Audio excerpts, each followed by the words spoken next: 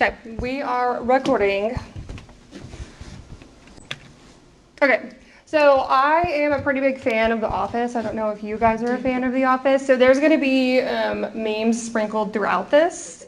So I am a licensed clinical social worker. I am a therapist, and I have been a therapist for about 4 years now. My main duties include working with kiddos, so kind of from the span of about 2 and well, it can start kind of as soon as baby's born all the way up until about 25. I've done that for the last 4 years, and within the last 3 months started to kind of go into the adult realm and doing online therapy.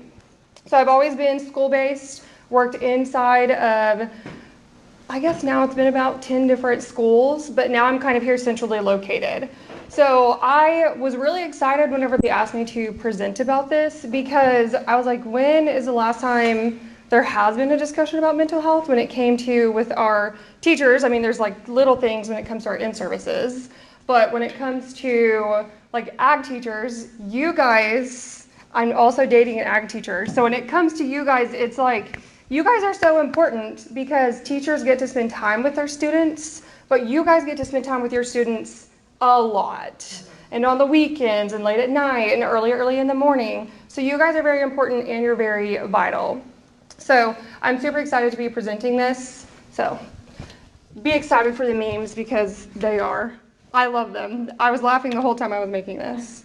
Okay, so some of the things that I kind of accumulated from some of the other ag teacher friends was like, what do you guys want to know? Like, what do you want to learn about? What would be beneficial if you were sitting here for you to kind of learn when it comes to your kids' mental health or like just any questions? So I kind of have some main topics, but then there's like some room where you can kind of ask questions, like a little bit of scenario stuff where you can just kind of get a feel of taking this stuff actually back to where you work. So first off, again, my name is Kelly, but since there's just two of us, well, three of us together, like where do you teach at? My name is Jordan Miller. I teach at Shawnee. Okay. So I'm going into my second year there. Okay, yeah, awesome. I'm Carrie, and I teach at Elk City.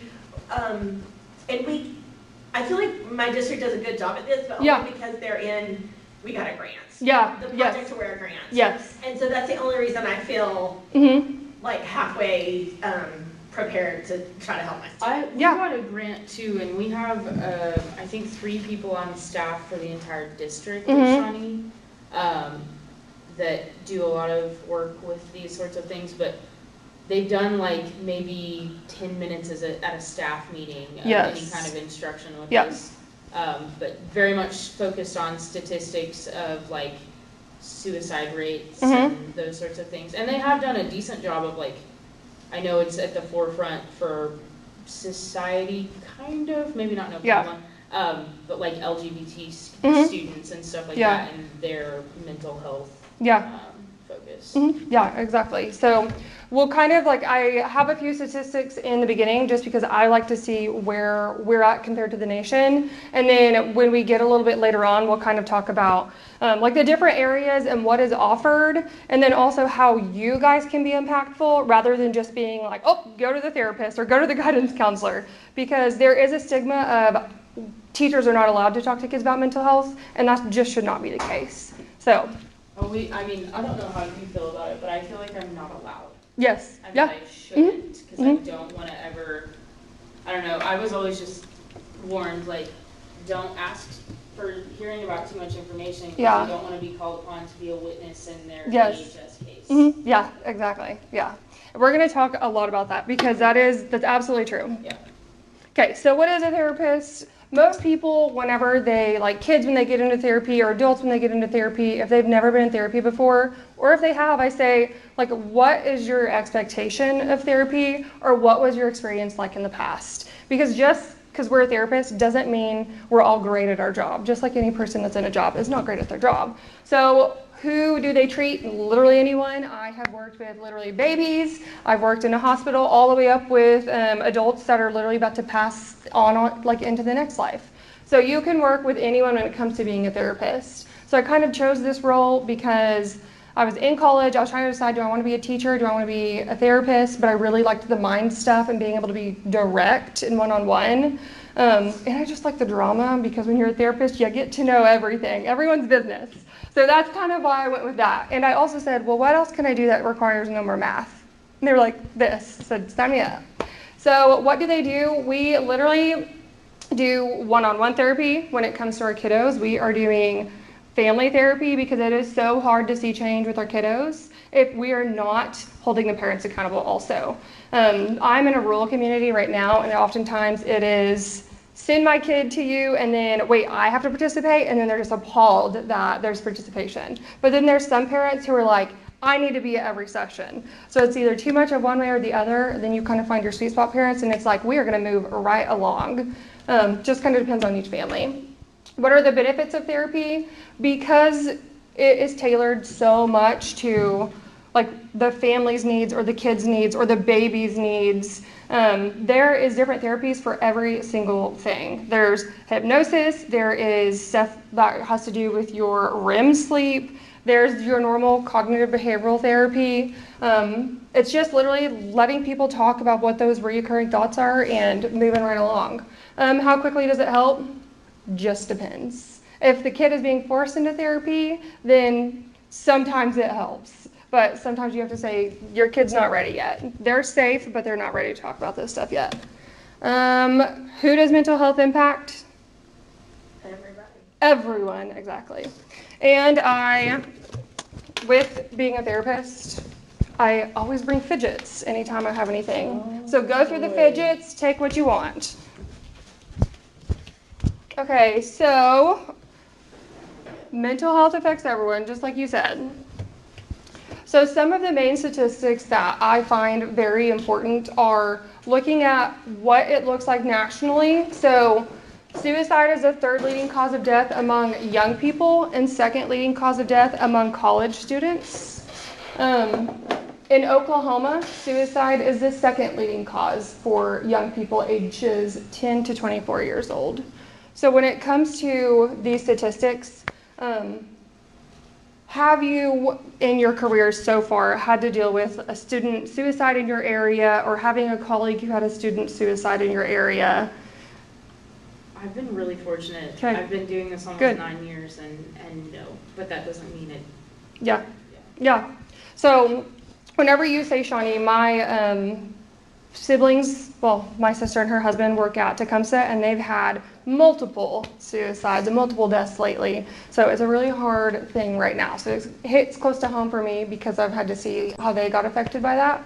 So, and I just wanted to say, like, we're talking a lot about suicide today, but so far there's already been 250 mass shootings just in America.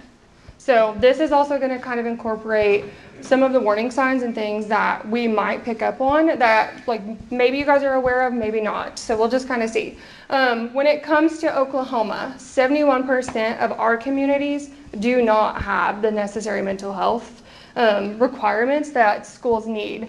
I believe it is for every 200, well, they're trying to make the goal every 250 students for one counselor, but right now it's about 750 students is for the ratio for counselors. For every suicide death, for every one, there is 25 attempts that go along with that. So there's about 44,000 suicide deaths in the nation per year. That's about one every 12 minutes. So pretty nuts.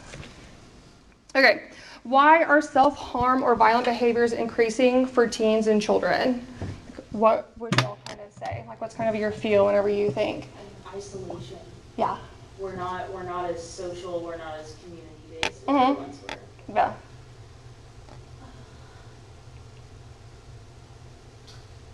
Yeah, and we're so, not just video games, but like even just YouTube, like video graphics Mm-hmm. in general, even if they're not like inherently violent, even if it's a movie, Yeah. they can't tell the difference. They watch so many movies and video clips.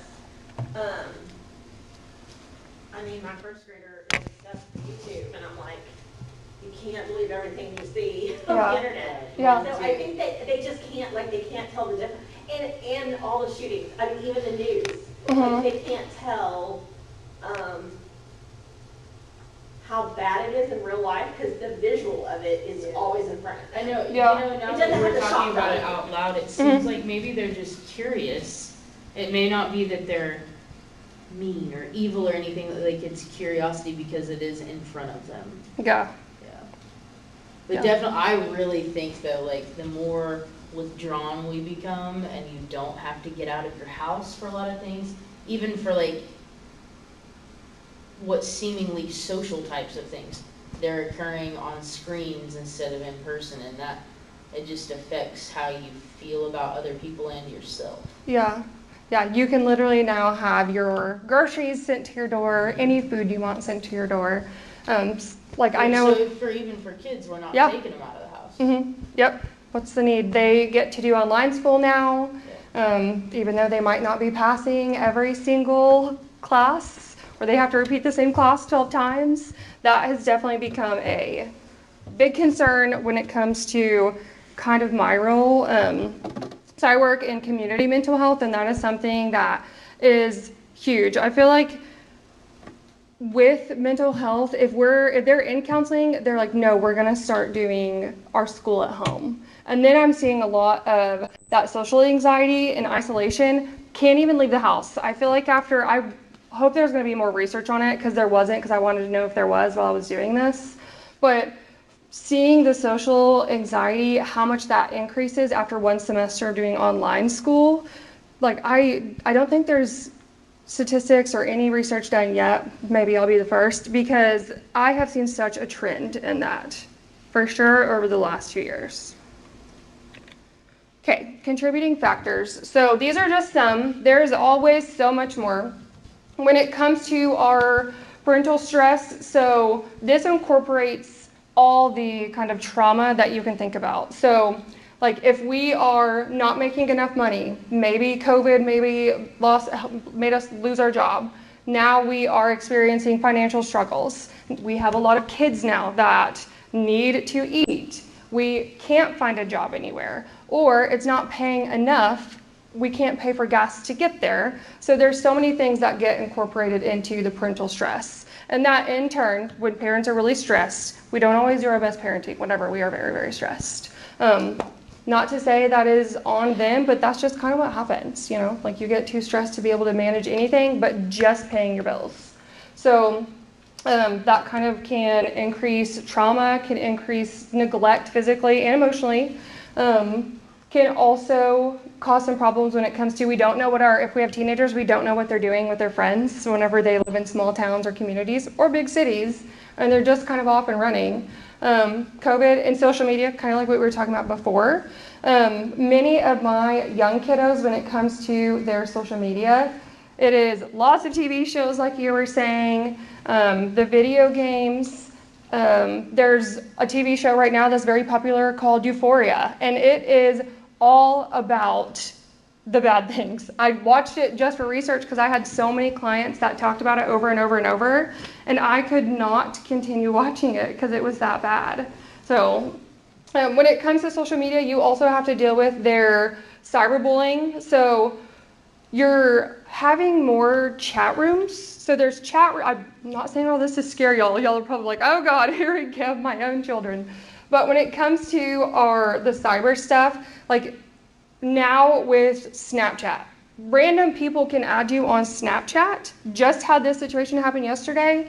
Random person added my client on Snapchat, said, I'll give you $100 if you send me a picture. It happened. Send me more, or I'm going to keep sending this to your family. So bad things are happening because of our social media right now, and that is adding to so much stress when it comes to our kiddos or getting into chat rooms. And there's whole platforms kind of dedicated to talking about suicide, which I didn't realize up until about 6 months ago, when they were like, well, I talk about it with my friends. Which friends? At school? No, my friends that I talk to whenever I play games. What games? Well, it started off as games, and now we direct message on these different apps. So there's a lot of access to talking about all of this stuff, which makes it so common and almost cool to have mental health problems. So not to say it's a bad thing, but to say that they want to have something wrong. A lot of kids will get into counseling and say, so what am I diagnosed with? Am I manic? How do you know what manic is? Like, there's a lot more research when it comes to our kiddos. They're very smart. Peer pressure. So whenever I think of this one, I think a lot about cutting. So whenever it comes to our self-harm, sometimes it's like, I've had a kid talk about, well, my friend cuts and said it really helps, and they said it was going to help me. No, that's not what we want to do. We want positive coping skills. So sometimes even our friends are almost passing like the drugs on to the next person. So it is becoming worse and worse, and that's why it's so important for teachers to be able to talk about these things, because some of these can decrease when it comes to our teachers and our educators. So school pressure. So when it comes to school, it's very critique based. You turn in your paper, they say this is what's wrong, this is what you need to fix, this is what you need to try to do better at. Speeches, change your voice a little bit on that, the inflection wasn't good enough. It's a lot about critique, but it's also about good job, look how far you've come. But when you're a kid, critique is hard, and critique is hard when you don't have, or when you have a lot of these things already happening. It's a lot harder to accept constructive criticism when all you hear is criticism. Your brain just kind of turns off to that. Okay, so when it comes to the signs of students in distress. So this is where it kind of gets interesting, because I really wanted you guys to feel like you kind of had a grasp on the signs of things that are happening, but for you guys to have a little bit more of a platform to ask more questions, or what do you think about this, or I've had this scenario. So when it comes to some of the signs of students in distress, when it comes to the shootings that have happened recently in schools, juvenile, is I think how you say it. When it comes to sometimes having our kiddos do things that they're not supposed to, a lot of times that kiddo has told a friend, they have posted it on social media, they have mentioned it to a teacher, they have wrote it in a journal entry for a school paper, and sometimes it gets missed. And there has been, since I've been working in my 4 years, a teacher that missed that, didn't read it in the journal, and that kid did commit suicide. So it's kind of, that's going to be something that's forever going to be a burden on that teacher, which hurts me. So it can be, looking for the signs is just the biggest thing, because you guys get to know your students so well. They literally become your children. So when it comes to any distress, it's significant behavioral or emotional change. So the main thing to remember when it comes to being worried about kiddos is like a big change from their usual behavior. Kids come to school, they have their bad and their good days, but we're looking for just not the typical. Can happen over time, but when it comes to our mental health, we never know really what it's going to do. So you're looking for change, something that is not normal for that kiddo. Isolation or withdrawal. When it comes to kids and being teenagers, a lot of times they go through friends, they're mad one day, they're friends again the next day. So isolation, but if they're not getting back to their friend group. So if it's now they've been isolated and pushed out of that friend group and you're not seeing them communicate with anyone else, you might kind of see strange behaviors coming about, like always on our phone a lot more, or we start to become a little more off-putting even to our the teachers, which is not normal. So change in hygiene or appearance. So when it comes to one of the schools that I'm at, they are very good about, we're in a very low income community. So when it comes to hygiene, as soon as they're like, something's different, like we can pick up literally in like 2 days when someone's water's been turned off, and then we can find a resource to get that water turned back on until they can pay the bill the next time. And sometimes it is students coming to their teachers and saying, I didn't have any water to shower today. And some of our teachers have even like picked up kids to get them to the school on time to take showers because their family just didn't have that ability. But that is, our students know that they can, but not every school is like that. Decline in academic performance. This one is so huge. This is so important, because every single semester, my mom is a guidance counselor, so I get to do this because I have that connection. But we're able to go and look at the grades and kind of track over time, like who is getting lower and lower and lower that does not have that history. Like what is going on with our kiddos for them to start declining. It might be like a death in the family, which you're allowed to grieve for a little bit, but if we're not picking back up, there's the change. They didn't get back to their normal behavior. And kind of with that gut feeling, as human beings, we have that gut feeling. We know when something's not right with the kid, literally just by looking at them. So trusting your gut. Increased anger. Specifically, I can think of like a time when a kiddo just like normally didn't have anger, and then for like a straight week was so mad, and then come to find out that kid was placed in a foster home and we had no idea. The beginning of some of the school staff knew, but it was not told to other teachers. And once they knew, they were like, oh my gosh, I need to like pull back rather than be like, what's going on? Like, you need to be doing these. So argumentative behavior, y'all kind of know what that is when it comes to kiddos that you're not used to acting in an arguing kind of way. When they start to increase that, that's when it's like, okay, this is not normal. You can be in a bad mood today, but now it's gone on 3 days. What's going on? Substance usage. So kiddos that don't normally have substance usage, this would be the one that you'd kind of look for. Because yes, it can happen over time, but a lot of times when it comes to the distress part of it, that's when you see the substance users kind of start of like, they either get in trouble for it or picked up by the police. That would be a big change one. So like I was kind of saying earlier, when it comes to a suicide death or a shooting, most of the time there's going to be a warning sign associated with it. There's going to be something that was said to someone somewhere. So that's why it's also good when it comes to schools having multiple mental health counselors. There could be presentations. Tell someone whenever your friend starts talking about death, or if they have been joking about it even, because even jokes can just kind of be like, are they going to tell me that's not funny? No one told me it's not funny. So then we go on to do something we shouldn't have done. So warning signs is what we're looking for. That's going to be one of the main things when it comes to our kiddos. So when it comes to speaking to kids, like what would you say are your concerns? You said a little bit earlier that you don't feel like you're allowed to talk to kids about their mental health. Like what else can you kind of think? Or like what has been something in the past where they've kind of told you don't do that? We've had, not at the school I'm currently at, but at previous schools, like they'll invite a law professional in to talk about, your liability and stuff like that. And they'll say like, if a student discloses such and such, you just send them to a counselor or something like that. Because if you ask questions or if they tell you too much or the wrong thing, now you have to have the burden of that knowledge, and if something worse happens or if it gets taken to a courtroom in some way, shape, or form, now you have that knowledge and you are going to be asked to come forward or something like that. And apparently my impression has been the schools don't want their staff involved in things like that. Yeah. So kind of putting the fear of God in you.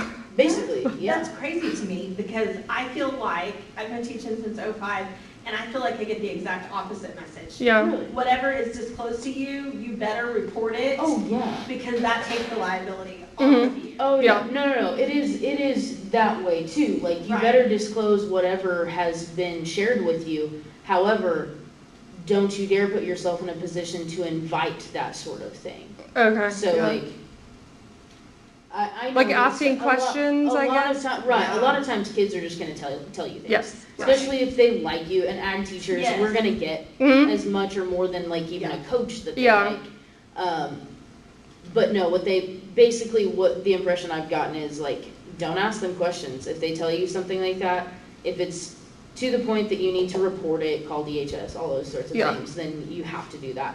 But don't ask them questions. And I have been scared to the point that like if a kid seems like they're about to go down that road about something, I'll just be like, I'm not really the right adult to talk to about that. And I just cut them off.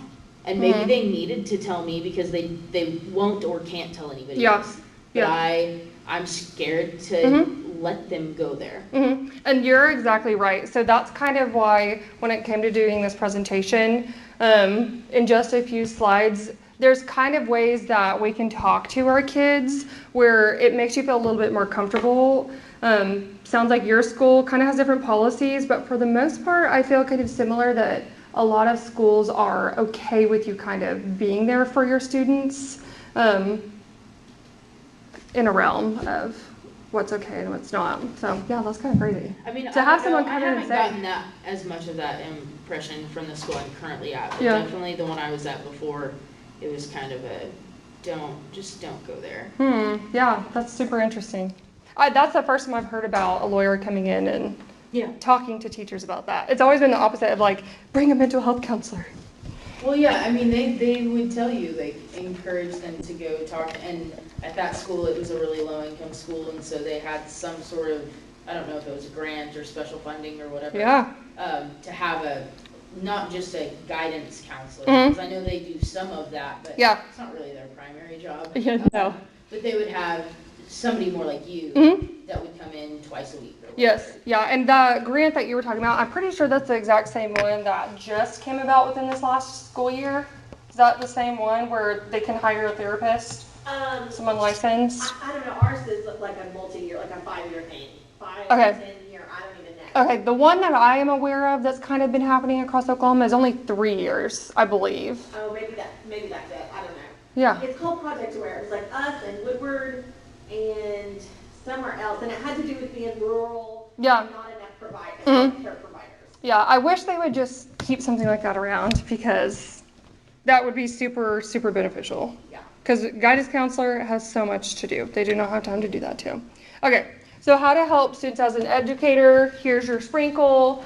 So relationship with students, just like you guys were talking about, ag teachers are very important. Like I say, you're more important than coaches because y'all spend so much more time. So just relationships. So whenever I was in high school and I was in ag, I went through a lot of bad things and now I'm adopted and have such a better life.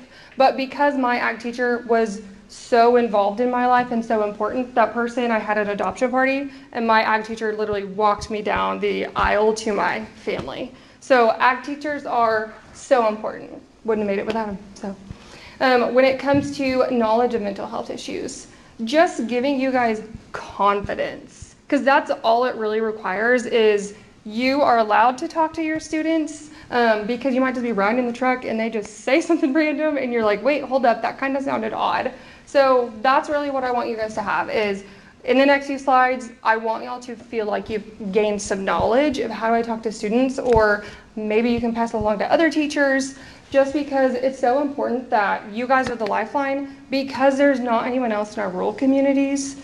So, or if your guidance counselors are super overwhelmed, trying to make sure you're connecting them to the right resources. So that's what we'll talk more about too, is when it comes to who do we send them to, normally our guidance counselor, but there's other things that are coming about that might not be in your area yet, but they're in this area, so I'll tell you all a little bit about them because it's super cool.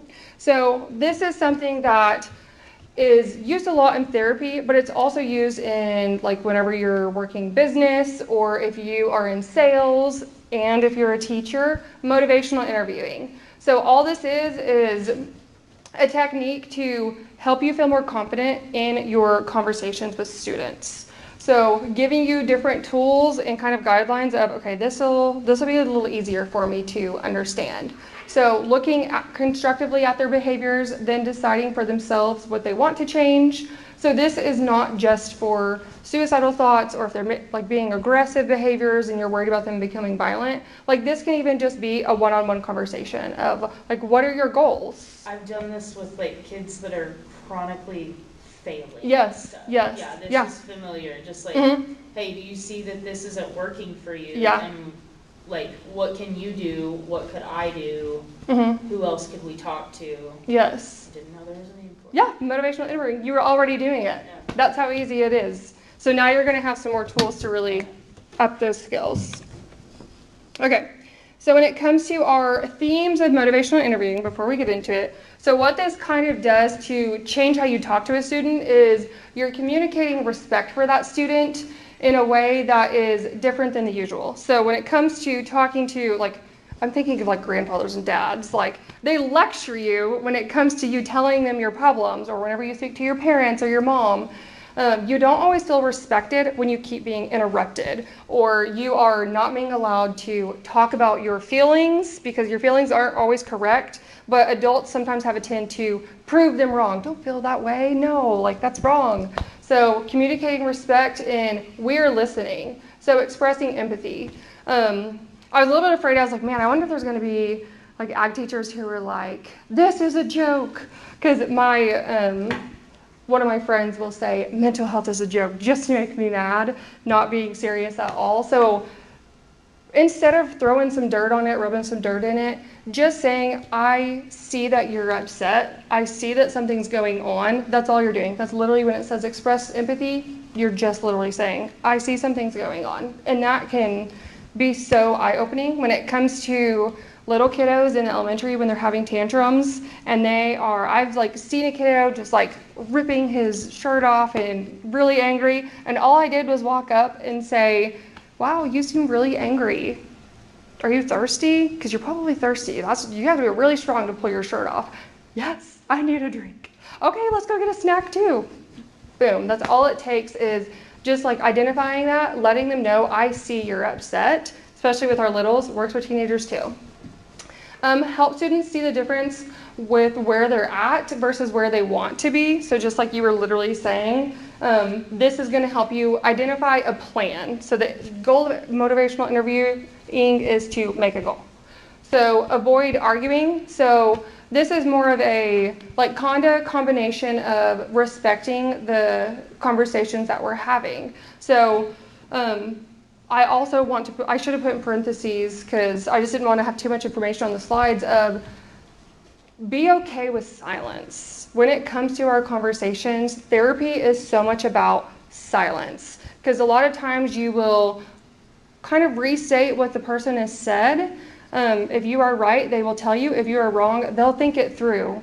That doesn't mean try to figure out and say something else. That means their brain is processing, so being okay with silence. I've literally had sessions where I sat a full hour with a kid in silence. A full hour because he did not want to be there.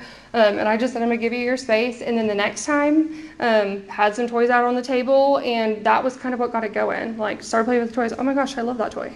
And then you just have to be okay with sitting in it for a little bit. Roll with resistance. This makes me think a lot about our teenagers. When it comes to wanting to talk, they're not always going to want to talk at first because they're feeling out, can I trust this person? Like, what are they going to let me say? Or what can I say? Are they going to go tell my parents? And that's something that we're definitely going to talk about. Affirm the positives, and that will be more in the goal setting kind of phase. Okay, so how to be successful with our students when we want to talk to them. Sometimes things just happen and you need to talk to them right then and there, but sometimes you can pull the kiddo away, and that's my biggest thing when it comes to a kid being upset in class. Get them away from the class. You do not want to have an audience because some kids, when it's an audience, things are worse, or they might enjoy having an audience. Kind of depends on where they're at. So arrange time to talk if possible. Pull them out if you can. Say, let's go down to the guidance counselor, because you are allowed to be in those conversations. Especially if that kid is not comfortable with the guidance counselor, like kind of what you were saying, is they might not want to open up. Most guidance counselors, if you walk in and say, hey, they were really anxious about coming and talking to you, and they asked if I could stay in here, is that okay? They're going to say yes, because they want to see that you guys are collaborative. They want the kids to see that. It's okay for you to stay in here because you got them there. So acknowledge distress and show willingness to help, just like we kind of said earlier, of tell them I see you're upset and I would really like to help you. State support. So this may be needed by, or state support may be needed by another trained source. So I don't know if you guys have kind of had to deal with this, but when it comes to students talking to you, are you guys taught when you're coming up through school of, like, if someone's telling you something, you need to just go ahead and say, this might be something I have to go and tell someone else? Or is it just, they're like, just be prepared? I don't know that I've ever been taught that, but I did go through teacher training, like, at the college level. Yeah. I'm alternatively certified. Yeah. But I've been told that I just don't know in what setting. Yeah. You just let them know, hey, you can tell me, but that's why I usually cut them off. Yeah, yeah. Because I've been very discouraged. And I'm like, I don't know that I got it in college, but I think maybe in the mental health training in the last few years. Yeah. And I have to say, I think the reason I feel comfortable letting them say certain things to me, and I know when I have to draw the line or whatever, we went through mental health first aid. This Yeah. book, Yes. Yeah. it sucked. Yeah. I'm not gonna lie, it sucked. But I feel like so confident, you know what I mean? Like, confident in what I can do. Yeah. Now, I know there's a limitation, I'm not a trained professional, but in the parts that I can do, like, I feel really comfortable with Yeah. that. Yeah. So, Mhm. it's a long training, but. Yes, it is like 8 hours or something like Yes, that. Yeah. they didn't even let us leave for lunch. They provided lunch. No, We thank you. went For lunch. Yeah. I did online suicide awareness training. Was that the one at the beginning of the school year where it's like you have to click through a video and you have to get the It was answers like- right? It was like interactive, like it was all animated and you could click what response you would get. Yeah, Oh, yeah. Yes, we did some of that. too. Yes, I remember when the teachers were doing that one. And we have some coaches that, like you said, just rub Yeah. some dirt on it. Mhm. Yeah. Yeah, No, because we That would were do kinda it disrespectful. individually, because I wouldn't have been able to sit through that with people that don't take Yeah. it seriously. yeah, so when it comes to kind of these statements, sometimes kids will just throw them out at you when you're not expecting it. I've had teachers bring a kid to me and they've been like, they just pulled up their shirt and I didn't know what to do. Well, they're not bleeding, so that's okay. Take them to the nurse first if they're bleeding right there in front of you. But just like when it came to the journal entries or like hearing kids joking about it in class, sometimes like that can be a sign. I've had teachers who have said, yeah, I heard them laughing about it, so I just wanted to tell you. I love when teachers do that. We want to know, even when kids are joking about it, to be like, so like what makes this funny to you? Like what's kind of going on? Because we can ask in a way where they're not going to be like defensive of, oh, am I in trouble? No, I just want to know why you think it's funny. Like what's going on?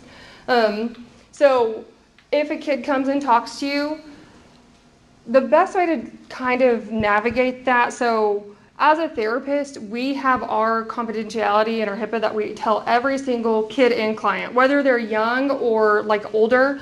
We always say, anything that you tell me in this room stays between us because that is my job. Like with my teenagers, I will say, I will literally lose my job if I go and tell anyone your business, even your parents. I'm not allowed to tell anyone what you said.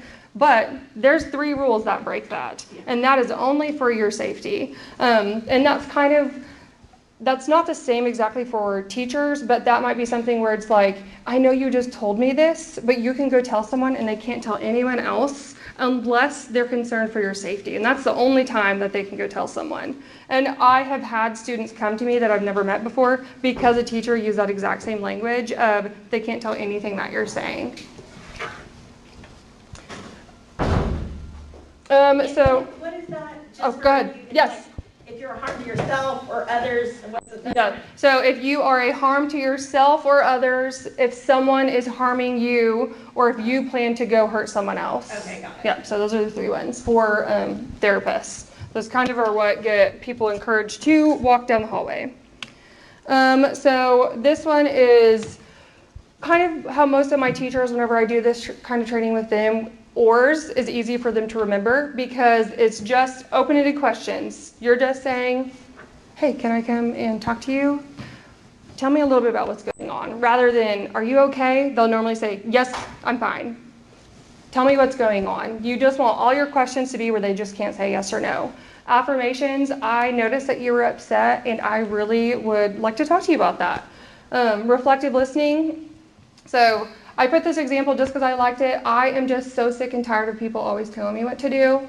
You may respond with, you don't like people ordering you around. Man, that gets kids going whenever you can just literally say what they're thinking when they don't know how to get that out because they're just young sometimes or just because they're so mad. So summarizing, all you're doing whenever it comes to our summarizing is making sure you understand what the issue is and then adding in, it's so great that you were able to come and talk to me about this issue.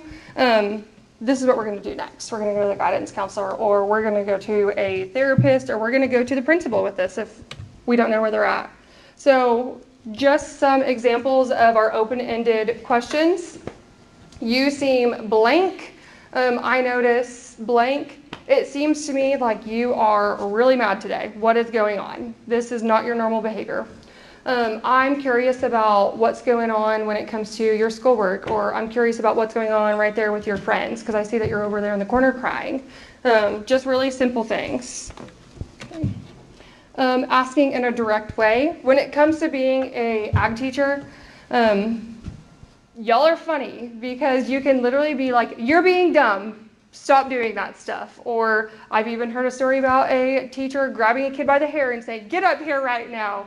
Not really in a hurtful way, but just in a, you have that relationship because they are your students.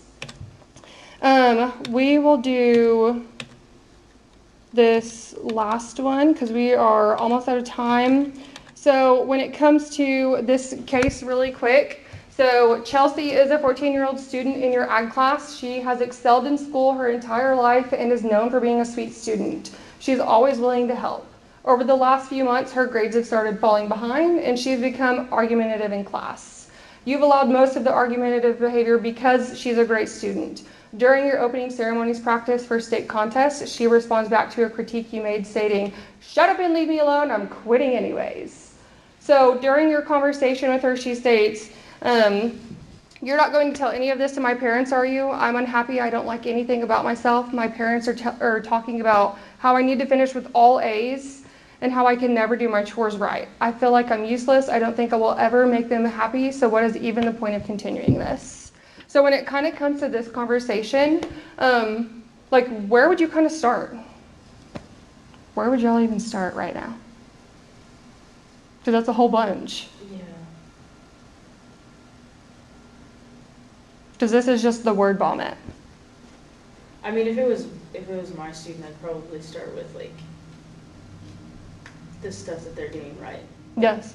If you're on the opening ceremonies team, then let's just talk about how we're getting ready for the state contest and there's something that's going right in your life for that to be happening. Yeah.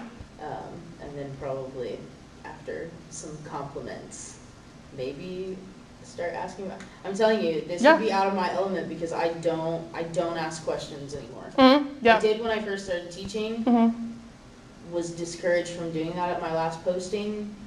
So, I mean, after that suicide awareness training, which I hadn't even thought about that until today, that we've gone through that, they empowered us to have these conversations at the school that I'm at now. But I would have a hard time anymore. Yeah. Well, that's really tough that was kind of drilled into you. Like in the beginning, that was okay, you're allowed to do this. And then now it's kind of like, oh, this makes me really anxious to be allowed to do. But yeah, you're exactly right. You just literally open up that conversation. When it comes to like this statement, I threw this in as just a red flag question. There's no point in continuing this. Like that's whenever you could be like a red flag. Let's pass you on after we finish this because you're not in danger right now. So making a connection, our guidance counselor, school-based counseling, like we have already talked about when it comes to our grants and having more counselors. Community-based counseling, if you have it in your area. If you are really anxious about a kid and you don't think they are safe, call 911 because they will know what to do if you are in a crisis situation and you're just out and about. The National Suicide Prevention Lifeline, this can be given to any kiddo. You're just like, if you need to talk, it's the middle of the night and you can't reach anyone, save this in your phone. Every new client I get, I have them save this in their phone. And don't forget, lastly, self-care is so important as a teacher. You guys have a really hard job. So whenever it comes to your kids, you're taking care of them, but also take care of yourself. Noticing feelings or needs, don't want you to be burning out. Okay, does anyone have questions or anything? Is the suicide prevention number changing? Is it like 811 or something now? I'm not sure. I don't think so. Okay, maybe that's something. Well, no, I think I know what you're talking about. They're about to, I think, implement. I just saw like a headline about it. I think they're about to make 411 like a mental health hotline number, and that's going to be something new. But I don't know if that's going yet. Yeah, okay. But I did read a story about that just the other day. Does the suicide hotline have a texting option too? Ooh. Is there something like that? I feel like I've heard something along those lines. Because, you know, some kiddos, they're not going to call and talk out loud. Yeah. So, I don't know. When it comes to, like, my area, if you are in, like, the Northeast area, they are, my company that I work for, they're giving every police officer and every client and family an iPad. So, like, that connects them to, if the police show up, they are taking an iPad so that kids can talk to a therapist. when it comes to online platforms, if you don't want to actually go into therapy, like you don't want to leave your house, they now have like phone, video, and just like live chat options. Like you're just direct messaging back and forth with the client, but it's pretty pricey. So they are coming up with new ways for people to access services if they don't actually want to talk. Yeah. And I only knew about the chat option really recently because I was like, what? You can do counseling like that? Students are so different as far as like, they don't have to have lots of face-to-face conversations if they don't want to. Yeah. They don't socialize the same way that a lot of us did. I broke your fidget. Oh no. I'm sorry. I'll give it. Got you stressed out. Stress, talking about stress. Okay. I drunk it in one of them. The football. Yeah. My little boy did that at the AT thing the other day.